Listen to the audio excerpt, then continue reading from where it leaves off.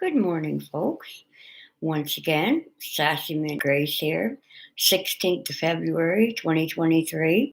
Sorry it's been such a large gap between readings due to health issues, but I'm here today and I'm going to read 3 chapters today. I'm going to try to read more frequently, if possible, every day, so it'll pick up the pace and keep moving. Um, so here we go.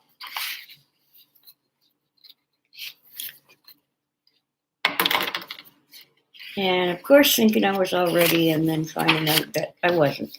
But now I am. Okay, here we go. Chapter 4. Carrie was up to her wrist in soapy dishwater when she heard the phone ring. She hastily dried her hands on a yellow tea towel, then dug a phone from her bag and spoke into it. Hello? Too late, they were already gone. She noticed that the number was a long distance one with an area code she didn't recognize. She Googled the site to find the origins of the phone numbers.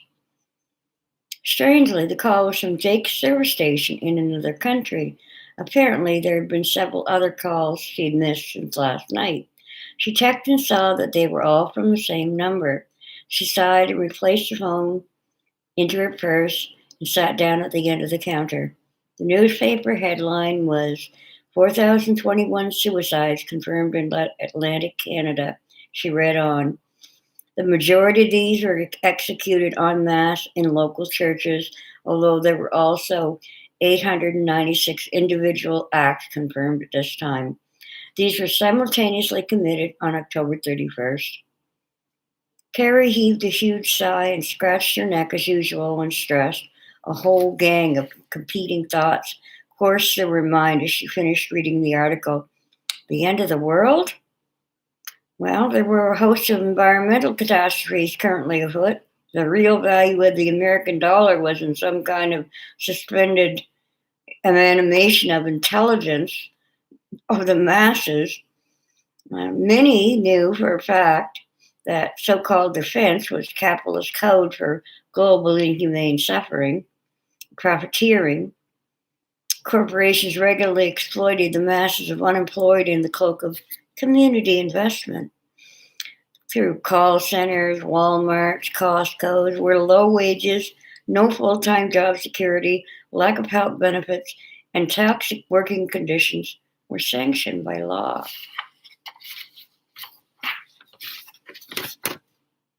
The Earth's population was staggering under the despair of the economic hopelessness in the final days of monopoly capitalism.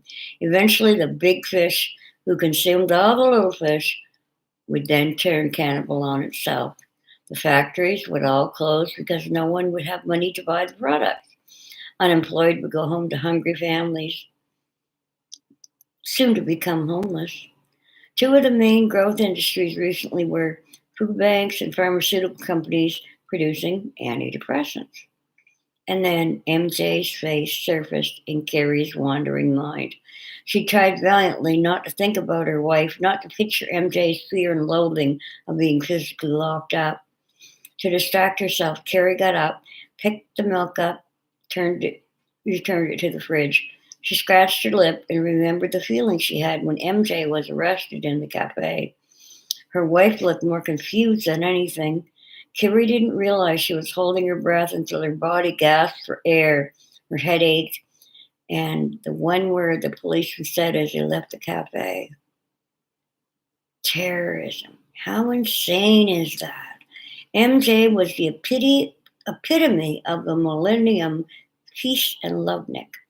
Terrorism now is usually a modern day version of witch hunts and basically updated form of McCarthyism. Sure, MJ smoked pot, but it was practically legal in the States now. Endangering youth? Never. Bizarre. She adored kids of all ages. She caught a glimpse of the wall clock and realized she was late and rushed off the bedroom to get dressed and brush out her long curly hair. Chapter 5. Gary hung up the phone again and furtively crept from behind the counter of the gas station his uncle ran. Uncle Jack didn't own it anymore, so it was harder for Gary to sneak out junk food or use the phone. He'd been trying for days to reach his father in Canada. His mother's new boyfriend wasn't as bad as the last one, but it still made Gary uncomfortable to be alone with him. Once he had walked in on Desmond playing with himself. At first, the man tried to hide what he'd caught doing, but then he switched voices to the one he spoke in when Gary's mom was in earshot. He smiled slyly and invited Gary to watch. Blonde-haired 8-year-old Gary ran out of the backyard into the backyard, climbed into the branches above his treehouse. That was the place where he felt safe, the only place he felt safe when he was home. Chapter 6. MJ was led into a room furnished with a table and 2 chairs. She rubbed her wrist at the slight as the slight gray bearded man across the table carefully unloaded notes from a briefcase, then opened a laptop. He seemed oblivious to MJ's presence. Finally, she cleared her throat and placed her folded hands on the table. He peered at her with annoyance and tautly pronounced, "At last! It took you long enough to finish your shower and get down here." Then he broke into a smile. She sat back in her chair and took several deep breaths to quiet her own irritation and waited for him to speak. Mark finally piled the papers on one stack and letting out a sigh said, "So I hear you're a real troublemaker." MJ snorted derisively and gave him her best innocent look, answering, "Who, me? Little old me? I don't think so. I think this must be a case of mistaken identity." He pushed one of the bottles on the water on the table towards her. She looked at it with disgust at the thought of the carbon footprint made for one serving of water, but then opened it because her mouth was paper dry. He picked out a pack of smokes from his pocket and offered the open package to her. She shook her head and added, "No thanks, I gave that up many years ago so I could save my lungs for the good stuff." She smiled at last, a bit relieved to at least have distraction of a different scenery and the hope that the lawyer's visit would bring her closer to freedom. Mark started, "So you're pleading innocent to possession of illegal drugs." She shifted, cleared her throat, then finished the bottom of the bottle of water before she answered, "Well, you'd have a couple grams of pot. That's nothing nowadays." He continued, "Reckless endangerment of youth?" Looking into her eyes curiously, he went on, "Something about telling teenagers to have sex and giving them pot?" Now MJ thrust her shoulders back in her chair, rested her chin on her middle 3 fingertips, and drummed the fingertips of the other hand on the table. "Oh," she said, "that must be about the night my goddaughter stopped in with a couple of her buddies and we shared a joint. She knew I smoked. I'd never lied about it to anyone. The air was blue when I opened the door to let them in. I knew they all smoked too. I wasn't about to get all preachy. I don't respect hypocrites. Why would they? So I was polite, lit the joint I had been smoking, and shared it with them.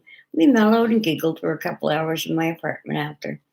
MJ smiled, remembering the way the girls looked at her when she suggested what they say if they were interrupted by the police.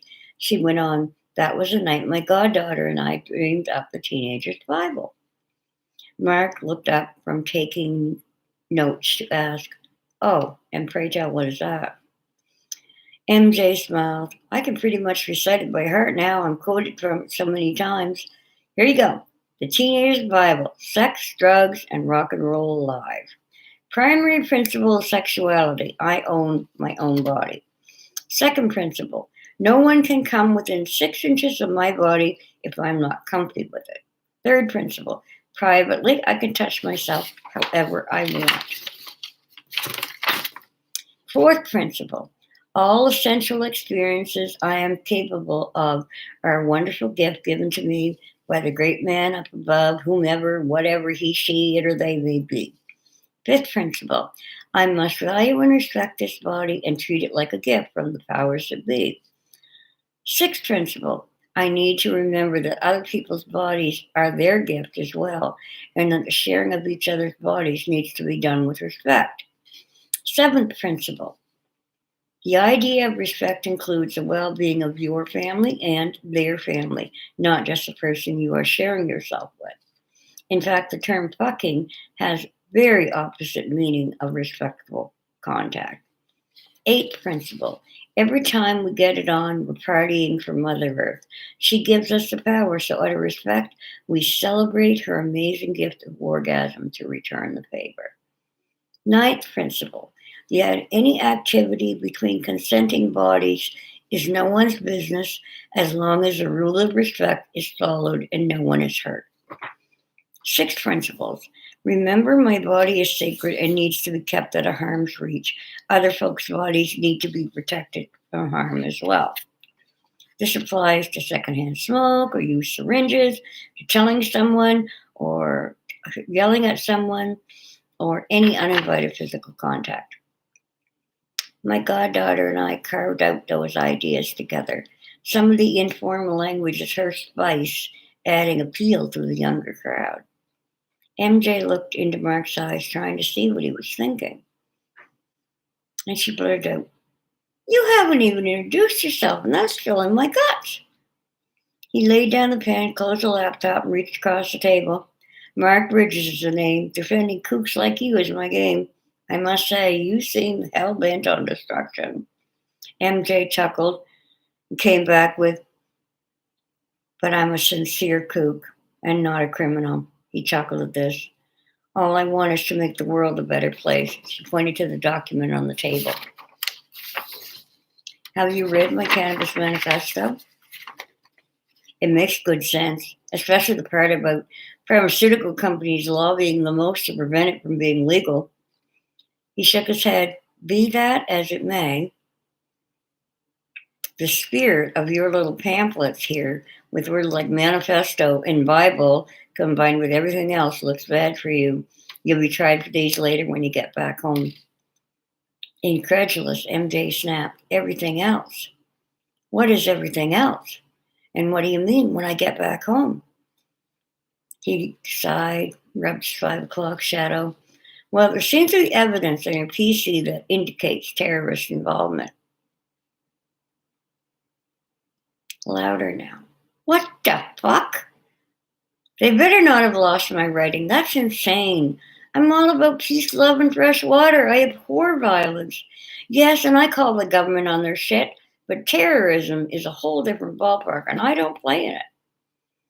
"Then why are you linked up with an international group that's an enemy of the USA?" "What are you talking about? The only group besides AA I'm connected with is the Kabbalah Institute. Is Kabbalah against the law now? What about freedom of speech, pursuit of happiness, or is that only an American citizen thing? And who told you that these people are enemies of the US anyway? And why am I being harassed because of America's paranoia?"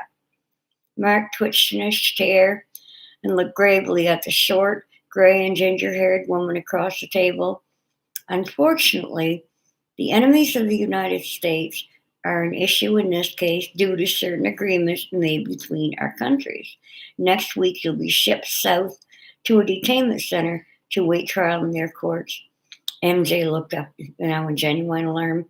"You mean I'm being extradited?" Mark nodded. That's the end of chapter 5. So, I'll see y'all soon. Enjoy.